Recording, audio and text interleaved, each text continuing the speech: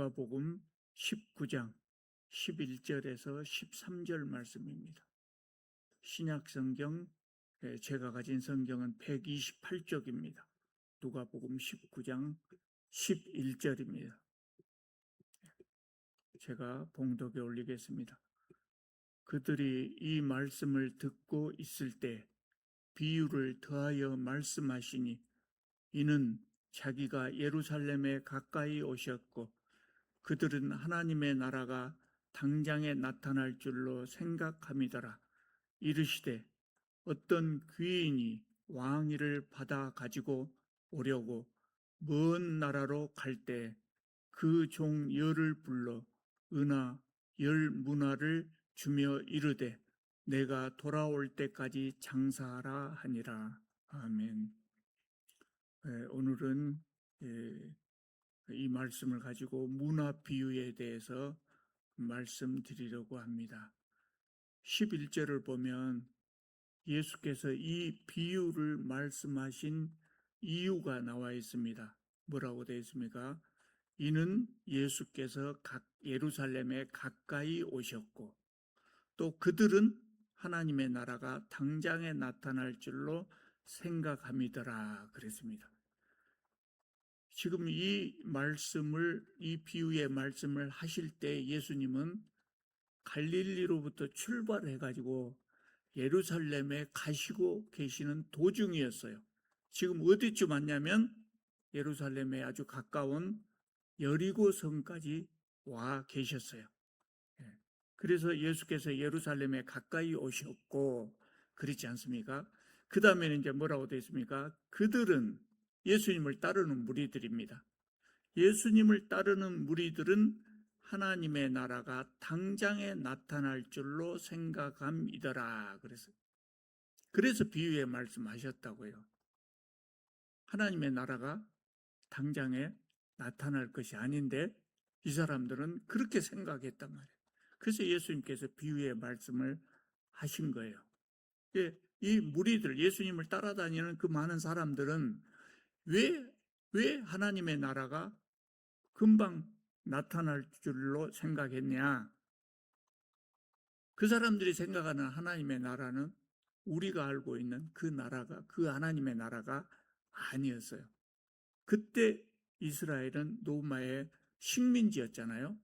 그래서 그 사람들은 예수께서 이번에 예루살렘에 가시면 로마 사람들을 전부 다 쫓아내고 이스라엘의 왕으로 등극하실 것으로 그렇게 기대를 했어요. 예수께서 왕으로 등극하시면 이제까지 엄청난 능력, 많은 이적을 행하신 그분이 왕으로 등극하시면 드디어 이스라엘은 다윗 왕 시절 같은 부강한 나라가 되고 태평성대를 누릴 것으로 이렇게 생각했단 말이에요. 그 사람들이 생각하는 하나님의 나라는 그런 나라였어요.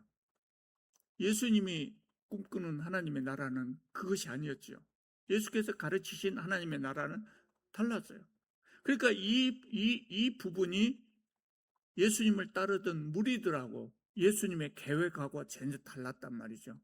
그래서 예수께서는 그들의 오해를 풀어주시기 위해서 이 비유의 말씀을 하신 거예요. 우리가 좀 생각해 보면 예수님을 따르던 무리들 좀 한심하다 하는 생각이 좀 들어요.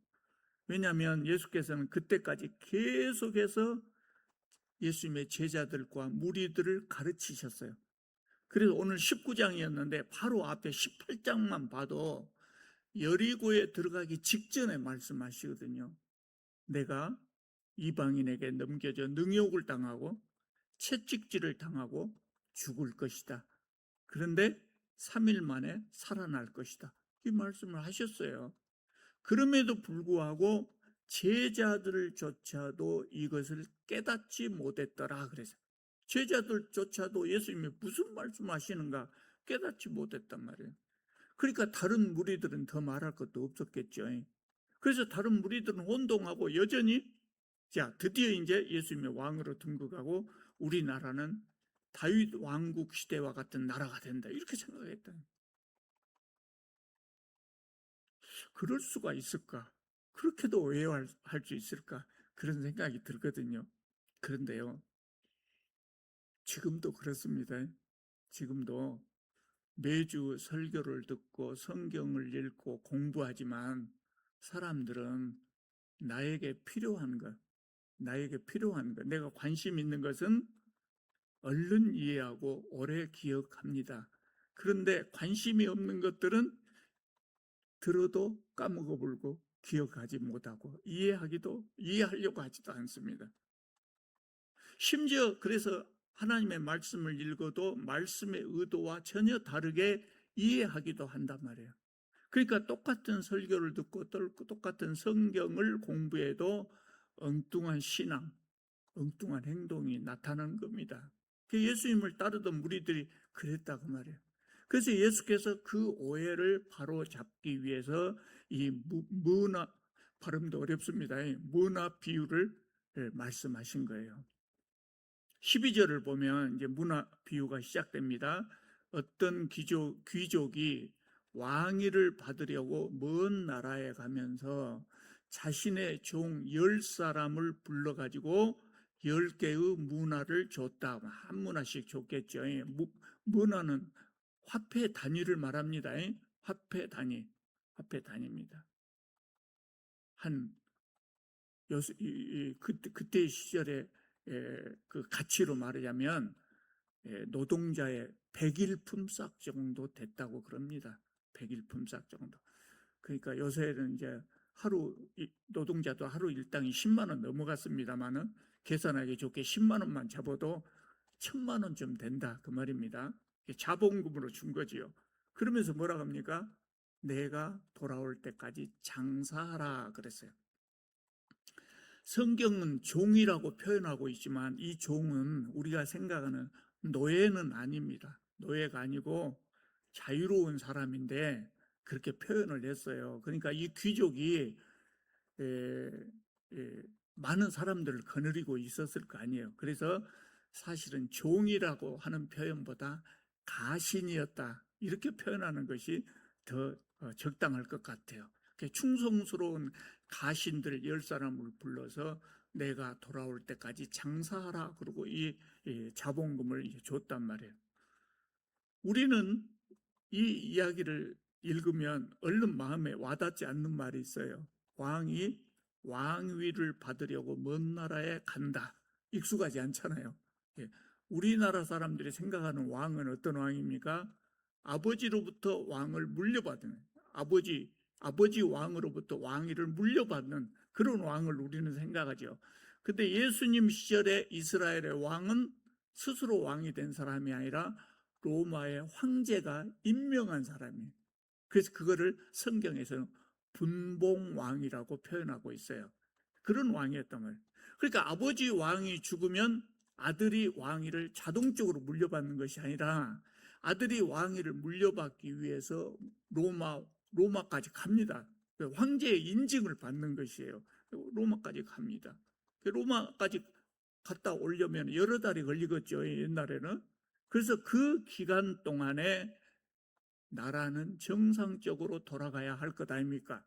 왕이 있든지 없든지 사람들은 날마다 먹고 살아야 돼. 그래서 일해야 된다 그 말입니다. 그러니까 그 귀족이 종들에게 돈을 주면서 장사하라고 했다는 말은 그런 의미입니다. 내가 있든지 없든지 너희들은 평소처럼 열심히 일하라 이런 의미입니다. 이 비유를 예수께서 그 무리들에게 말씀해 주신 이유는 뭐냐면 내가 예루살렘에 가자마자 왕위에 등극하는 것이 아니다 이거예요. 아니다. 그리고 하나님 나라가 즉시 완성되는 것도 아니다. 나는 이제 먼 나라에 갈 것이고 시간이 상당히 지난 다음에 다시 올 것이다. 그런 이야기입니다. 그러니까 먼 나라에 간다? 또 시간이 오래 걸린다. 이거는 무슨 의미겠습니까? 나는 예루살렘에 가면 십자가의 고난을 당하고 죽고 부활하고 승천하고 그리고 상당한 시간이 지나서 재림을 할 텐데 그때 하나님의 나라가 완성된다는 그런 의미예요. 그 또 한 가지 의미가 또 있어요. 그것은 뭐냐면 예수께서 승천하신 다음에 우리가 재림을 기다리고 있잖아요. 그 재림을 기다리는 동안에 우리는 어떻게 신앙생활을 해야 되는가, 이것을 말씀하고 계세요.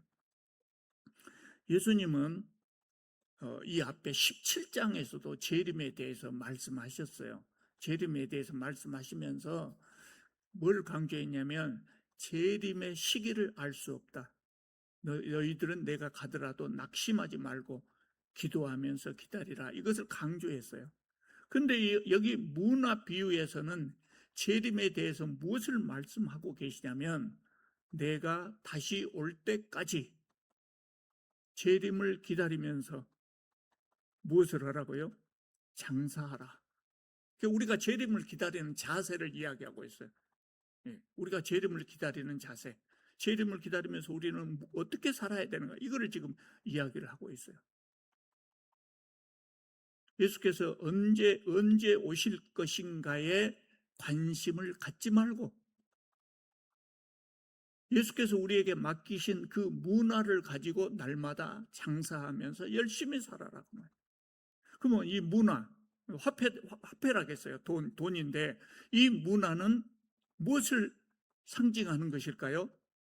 하나님께서 우리에게 주신 시간과 재물과 능력과 그리고 직분입니다. 이런 것을 의미하는 거예요. 하나님께서 우리에게 그런 걸 주셨잖아요. 그걸 잘 활용해서 열심히 장사하라. 그렇게 말씀하신 거예요. 여러분, 우리에게 직분이 몇 가지예요? 제가 두 가지라고 말씀드렸어요. 우리는 두 가지 직분을 가지고 있어요. 교회 안의 직분, 집사, 권사와 같은 교회 안의 직분이 있고, 또 뭐가 있어요? 교회 밖의 직분. 그걸 뭐라고 했어요? 직업입니다. 직업도 우리가 먹고 살기 위해서 선택한 것처럼 실제로 우리가 먹고 살기 위해서 선택했죠. 그냥 하나님의 역사가 그 속에 있단 말이에요. 그래서 그것도 하나님께서 우리에게 주신 직분이에요. 직업을 통해서 우리는 뭐 해야 돼요? 세상 속에 하나님의 나라를 확장하라는 거예요.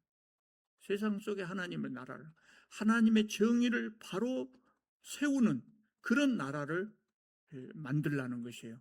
장사하라는, 내가 올 때까지 장사하라는 말의 의미가 그거예요. 세상 속에 하나님의 나라를 확장해라. 계속해서 우리는 그 일을 해야 된다는 겁니다. 15절을 보면 그 귀족이 왕위를 받아가지고 돌아옵니다. 이제 돌아왔습니다. 돌아온 다음에 돈을 나누어 준 종들을 불러서 그 사람들이 명령한 대로 잘했는가 못했는가를 보고를 받습니다. 첫째 종이 보고를 합니다. 주인님, 당신의 한 문화로 10문화를 남겼나이다. 장사를 해갖고 10배를 남겼어요. 10배를. 왕이 칭찬합니다. 잘했다. 착한 종이여, 네가 지극히 작은 것에 충성하였으니 10고을 권세를 차지하라. 둘째 종도 보고합니다. 주인님, 당신의 한 문화로 5문화를 남겼나이다.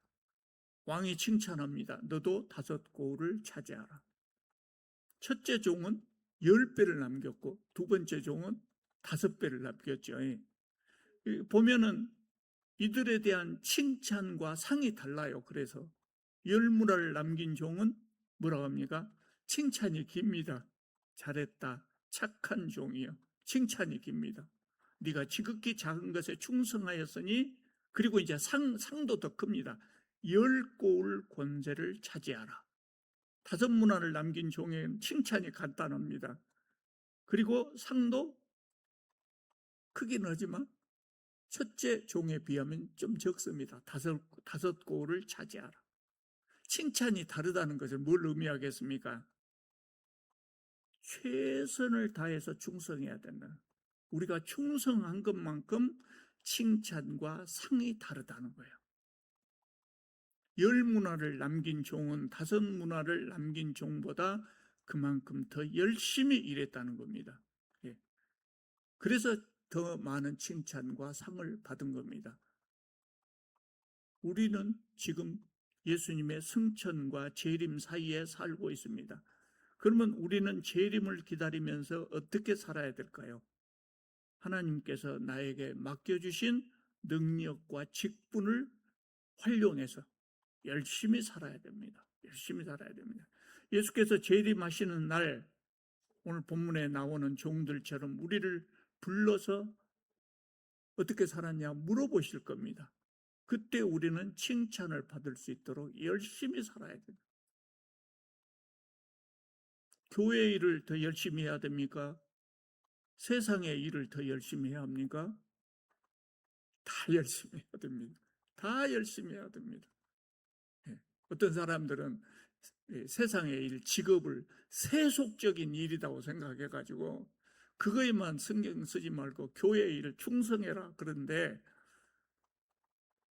성경을 제대로 읽어보면 그것이 아니에요. 교회 일만 열심히 한 것이 아니라 교회에서 교회 일을 열심히 해야 됩니다. 왜 열심히 해야 됩니까? 그래야 교회가 바로 세워지지요. 교회가 바로 세워지지 않으면 우리가 신앙의 힘을 어디서 얻을 겁니까? 그래서 교회가 바로 세워져요. 그러면 그 다음에 이제 그것이 뭐 끝입니까? 진짜 할 일은 세상에 나가서 세상을 바꾸는 거예요. 우리가 직업을 통해서 하나님께서 나에게 맡겨주신 직분, 이 직업을 통해서 열심히 일함으로 세상을 바꾼다는 거예요. 네. 우리 김 권사님 날마다 시장에서 열심히 일하는데 그것이 하나님의 일하고 뭔 관계가 있습니까? 하나님의 백성들에게 좋은 먹거리를 내가 열심히 좋은 먹거리를 만들어서 날마다 제공하는 겁니다. 네. 물론 공짜로 주는 것이 아니지만 그게 봉사다고요.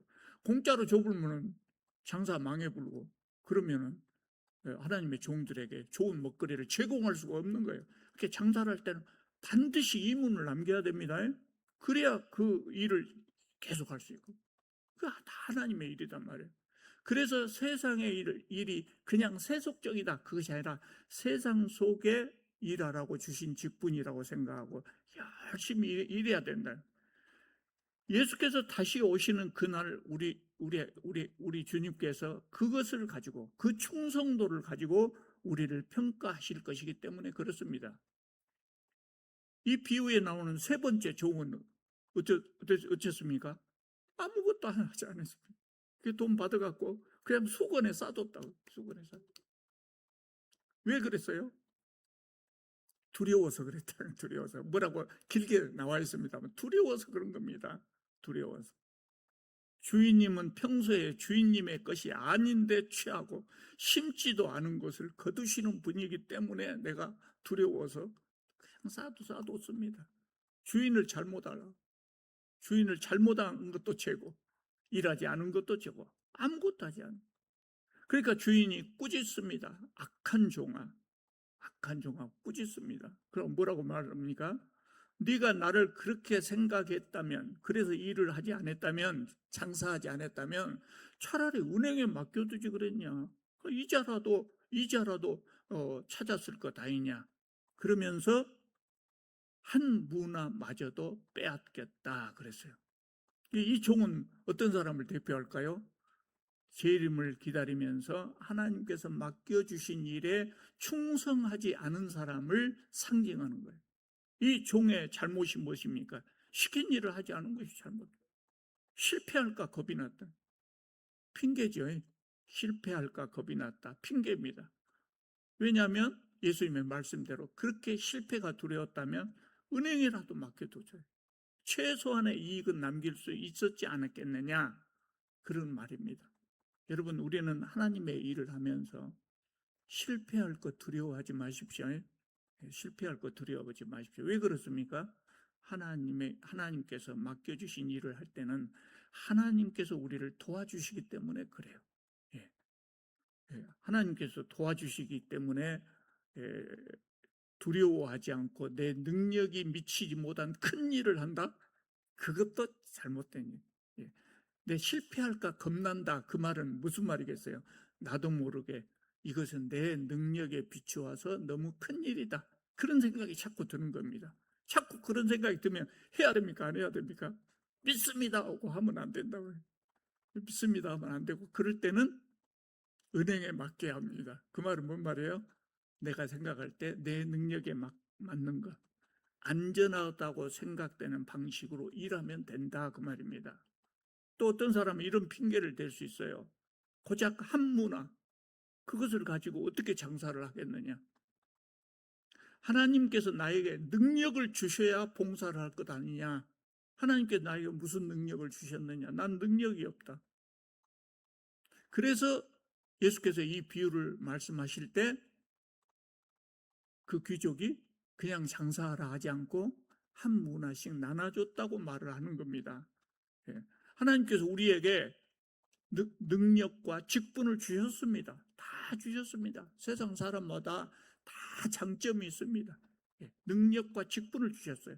물론 하나님께서 우리 각자에게 주신 능력과 직분은 그 크기가 다릅니다.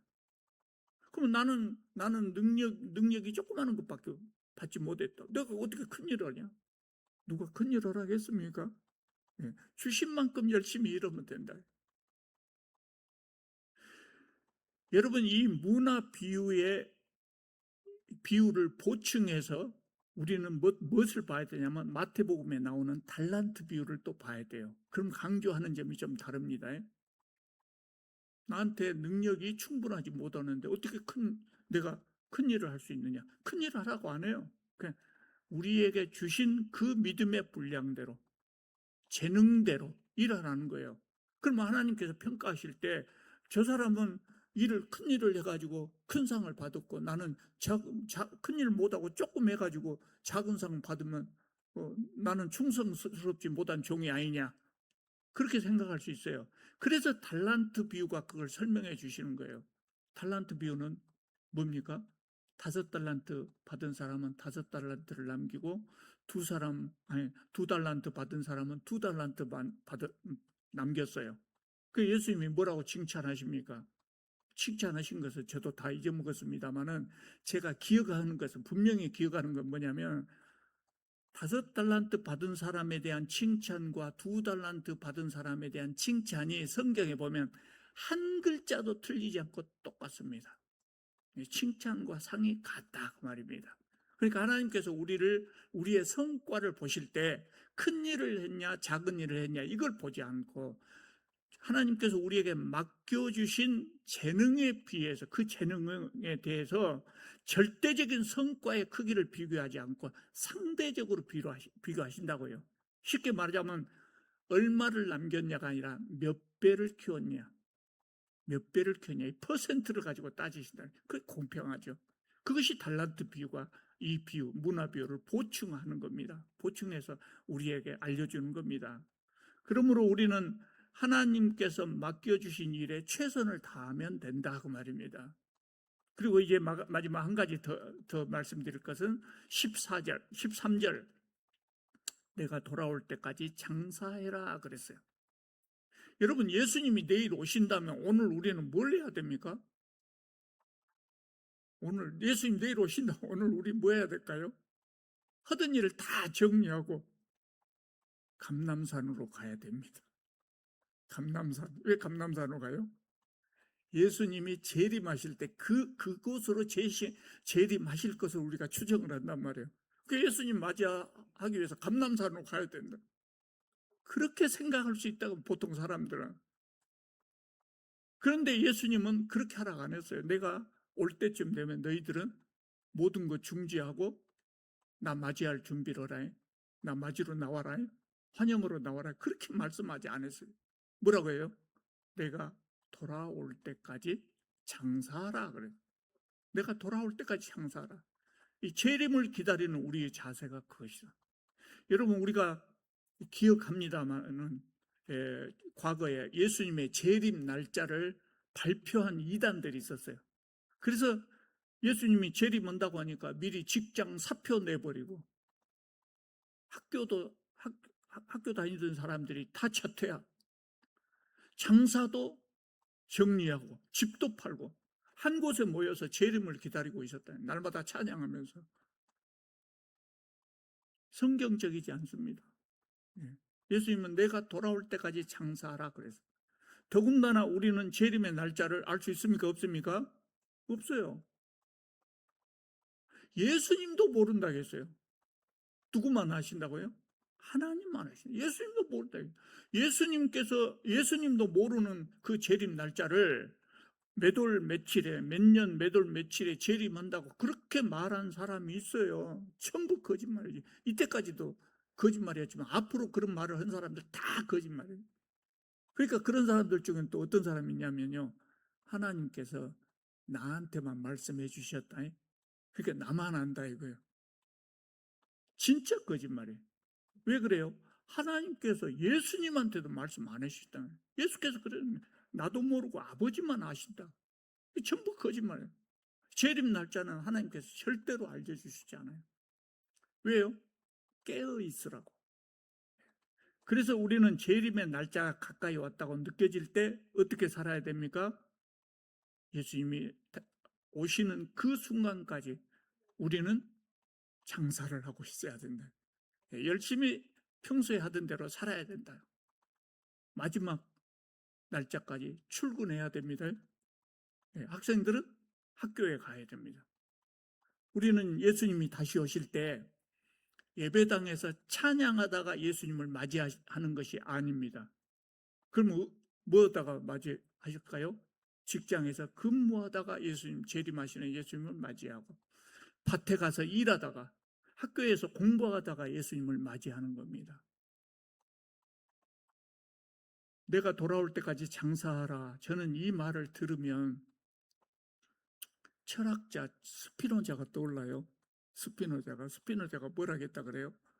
나는 내일 지구에 종말이 올지라도 오늘 한 그루의 사과나무를 심겠다.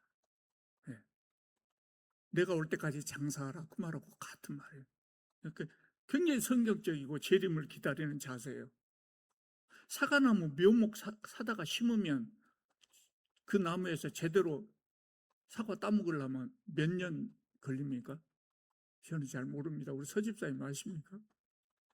몇 년 기다려야 되죠. 몇 년 기다려야 돼요. 몇 년 기다려야 돼요.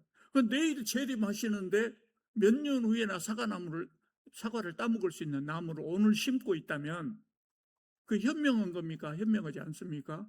바보 같죠. 바보 같아요. 그러나 이것이 재림을 기다리는 바른 자세다. 왜냐하면 내일 재림한다고 어떻게 하냐고요. 모르죠. 안다는 것을 가정했는데 그런 일이 있을 수 없단 말이에요. 그래서 내일 재림이 있을지라도 나는 오늘 하루 한 그루의 사과나무를 심겠다. 나는 오늘의 삶을 정상적으로 살겠다. 바른 자세예요. 우리는 그렇게 살아야 돼요. 재림을 기다리면서 내가 올 때까지 장사해라. 그렇게 예수께서 말씀하셨기 때문입니다. 사적으로 흔한 안 해도 될 말씀입니다만은 혹시라도 여러분 오해하시고 실수하실까 봐서 말씀드리는 것인데, 나는 내일 지구에 종말이 올지라도 오늘 한 그루의 사과나무를 심겠다. 이 말은 철학자 스피노자의 말이 아니랍니다. 우리나라 사람들은 그렇게 알고 있는데 아니랍니다. 저는 이 예수님의 말씀하고 스피노자가 했다는 이 사과나무 이야기가 너무 같은 이야기라 제가 그렇게 생각해서 스피노자가 기독교인이었는가? 그래서 그 예수님의 이 말씀에 근거해가지고 내가 돌아올 때까지 장사하라 이 말씀에 근거해가지고 사과나무 말을 한 것이 아닐까? 그렇게 생각해서 제가 조사를 한번 해봤거든요. 설교를 하면 또 실수하면 안 되니까 조사를 해봤어요. 그랬더니 스피노자는 기독교인도 아니고 더욱이 기독교의 종말론을 부인하는 사람이었다고 그래요. 그래서 스피노자가 이 말을 했을 가능성은 전혀. 그러면 왜 스피노자의 말로 우리에게 알려지냐면 1960년대 언젠가 우리 한국 신문 사설에서 이 말을 스피노자의 말로 잘못 인용했다고 그래요. 그래서 세상 사람들 중에서 이 말이 스피노자가 한 말이라고 생각한 사람은 한국 사람밖에 없다고 그래요. 자, 정리하겠습니다. 여러분, 우리는 재림을 준비하면서 어떻게 살아야 됩니까? 내일 당장 예수께서 재림하신다고 하더라도 오늘 우리는 하나님께서 우리에게 주신 능력과 직분을 활용해서 최선을 다해서 하나님의 나라를 위해서 봉사해야 됩니다. 그래서 우리는 예수께서 재림하시는 날 모두 다 잘했다고 칭찬받는 분들이 다 되시기를 바랍니다. 기도드리겠습니다.